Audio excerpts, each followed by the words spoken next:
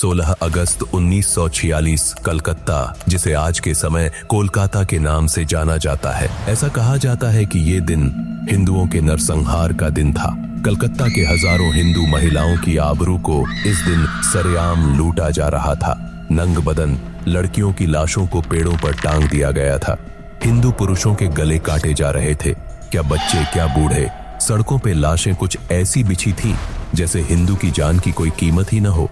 अगर इतिहास के पन्नों को अच्छे से टटोला जाए तो हमें ये भी पता चलता है कि कैसे एक जिहादी नारे ने हजारों हिंदू परिवार की जिंदगी बस 2 से 3 दिनों में खत्म कर दी, और वो भी एक हिंदू प्रधान देश में जहां हिंदू ही उस समय सुरक्षित नहीं थे। एक ऐसे देश के काले दिन की जिस देश को आज तक सेक्युलरिज्म के तराजू में तोला जाता रहा है, जिसके एक तरफ हिंदुओं को और दूसरी ओर सेक्युलरिज्म के वजन को रखा जाता रहा है। और ये कहानी इसी कोलाहल के बीच के एक ऐसे इंसान की भी है जिसने अपने धर्म की रक्षा के लिए बिना अपनी जान की परवाह किए शस्त्र उठाया। एक कसाई की जो रक्षक बन सामने आया। मगर हैरानी की बात तो ये है कि आजादी के 69 साल बाद भी हम न तो इसके पीछे की कहानी जानते हैं, न ही उस इंसान के बारे में जो शायद अगर न होता तो बंगाल, जो आज वेस्ट बंगाल के नाम से जाना जाता है, वहां शायद हिंदू नाम के लिए ही बचते। दोस्तों, ये कहानी है डायरेक्ट एक्शन डे की, जिसे द ग्रेट बंगाल किलिंग भी कहा जाता है, और साथ ही गोपाल चंद्र मुखर्जी या गोपाल पाठा के नाम से जाने जाने वाले एक कसाई की, जिसने हजारों लाखों हिंदुओं की जान बचाई, हिंदू बहन बेटियों की इज्जत बचाई। मगर दुख की बात यह है कि आज हम में से शायद ही उनके बारे में कोई जानता हो।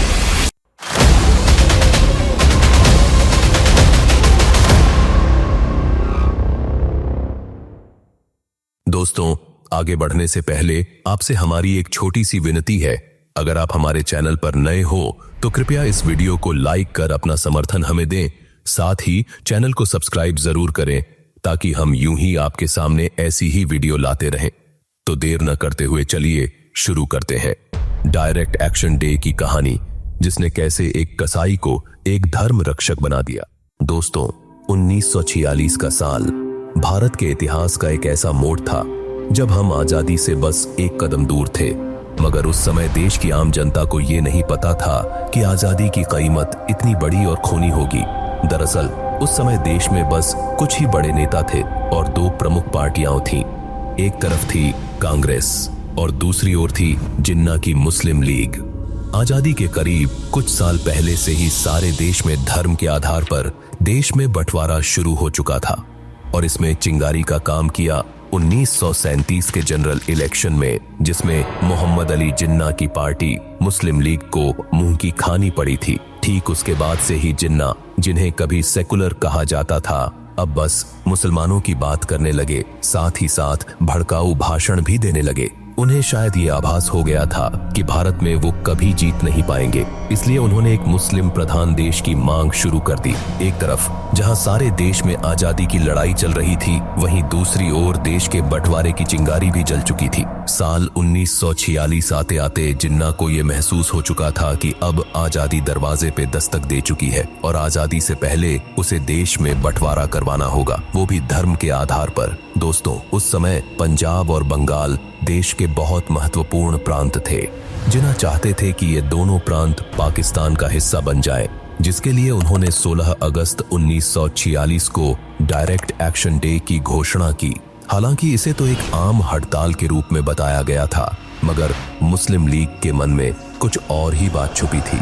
पूरे देश में भड़काऊ भाषण दिए जाने लगे, धर्म की आग पर रोटियां सेंकी जाने लगीं, हिंदुओं को गैर मुसलमान, पराया और काफिर बताया जाने लगा। कुछ इतिहासकारों का यह भी मानना है कि डायरेक्ट एक्शन डे के पहले से मुसलमानों के बीच भड़काऊ कागज बांटे जा रहे थे, जिनमें काफिरों के अंत की बातें कही गई थीं। हुसैन शहीद सुहरावर्दी, जो कि जिन्ना के करीबी थे और उस वक्त बंगाल के प्रधानमंत्री भी थे, उन्होंने बंगाल की कई सारी मस्जिदों से हिंदुओं के खिलाफ फतवा जारी करवाया। दोस्तों, उस समय तक बंगाल में 42% हिंदू थे और 26% मुसलमान। उन्हें पता था कि अगर कल बंगाल को पाकिस्तान में शामिल किया गया तो बंगाल के हिंदू इसके लिए कभी राज्य नहीं होंगे। साथ ही उनकी नजर बंगाल के औद्योगिक क्षेत्र कैलकाटा पर भी थी, इसलिए उन्होंने एक ऐसा रास्ता निकाला जिससे बंगाल के हिंदू, खासकर कलकत्ता के, या तो राज्य छोड़कर चले जाएं या जो वहां हैं वो अपने धर्म को छोड़ दें। और यही कहानी में आते हैं गोपाल चंद्र मुखर्जी। दोस्तों, अगर आप हमारे साथ अभी तक बने हैं तो चैनल को सब्सक्राइब जरूर करें और वीडियो को लाइक करना ना भूलें।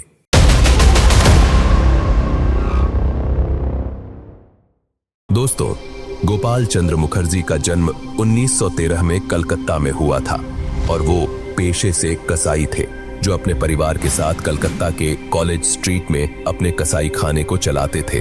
दरअसल पाठा का मतलब बंगाली में होता है बकरा और इसीलिए उन्हें गोपाल पाठा के नाम से भी जाना जाता था।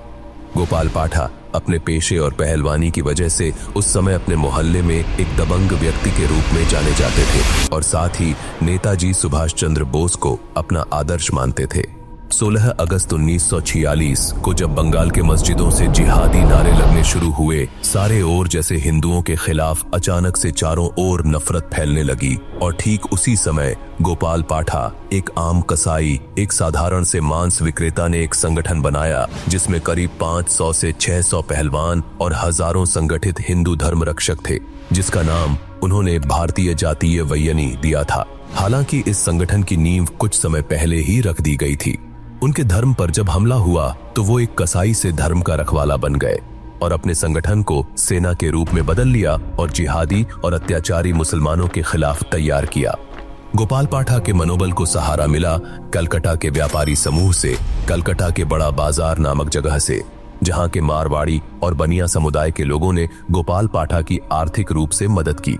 साथ ही साथ कलकत्ता के लुहारों ने दिन रात एक कर गोपाल पाठा और उनके संगठन के लिए हथियार बनाए। साथ ही साथ उन्होंने द्वितीय विश्व युद्ध के पिस्तौल, कारतूस और हैंडबम का भी इस्तेमाल किया।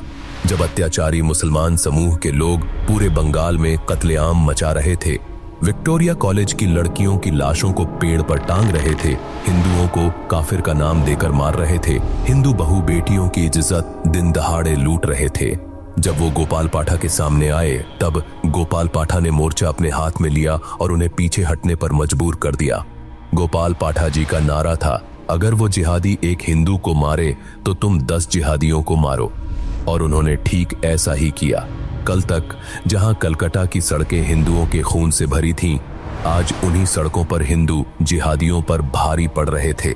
हालांकि उनका साफ साफ निर्देश था कि उन्हीं अत्याचारी जिहादियों पर हमला करें जो हिंदुओं पर अत्याचार कर रहे हैं, न कि बेकसूर मुसलमानों पर, क्योंकि उनकी लड़ाई बदले की नहीं, धर्म की रक्षा के लिए थी। उनके पोते ने आगे चलकर टाइम्स ऑफ इंडिया से बात करते हुए ये भी बताया था कि कैसे दंगों के बीच उनके दादाजी गोपाल पाठा जी ने कई बेगुनाह मुसलमानों की रक्षा की। उन्होंने तो ये भी बताया था कि राफिक चाचा नामक एक मुसलमान रिक्शा चालक के परिवार की जान उन्होंने बचाई थी। खैर, ये दंगे कुछ दिनों तक चले, मगर गोपाल पाठा के मनोबल और रणनीति ने कलकत्ता के सैकड़ों हिंदुओं की जान बचाई।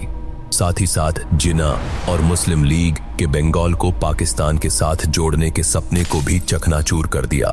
दंगों के बाद भी उन्होंने न जाने कितने लाचार हिंदू भाई बहन और बेटियों की मदद की।